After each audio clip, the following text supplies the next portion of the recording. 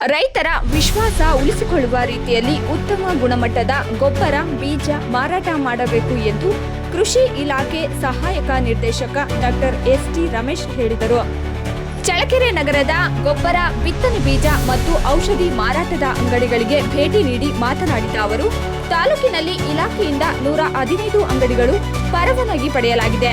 ಗೊಬ್ಬರ ಬೀಜ ಮತ್ತು ಔಷಧಿ ಮಾರಾಟ ಮಾಡಲು ಇಲಾಖೆಯಿಂದ ಪಡೆದ ಪರವಾನಗಿ ಪತ್ರ ಮತ್ತು ಬೀಜಗಳ ದರ ಪಟ್ಟಿಯನ್ನು ಸಾರ್ವಜನಿಕವಾಗಿ ಪ್ರಕಟಣೆ ಮಾಡಬೇಕು.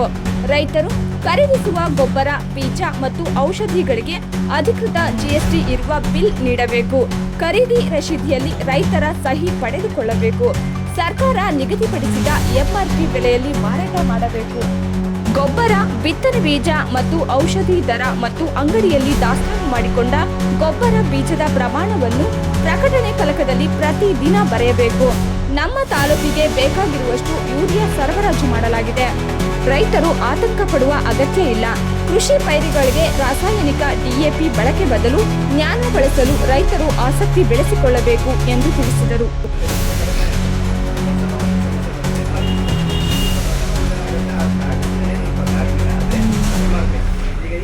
ಬರುತ್ತೆ ₹2,200 ಮಾಡಂಗಿಲ್ಲ.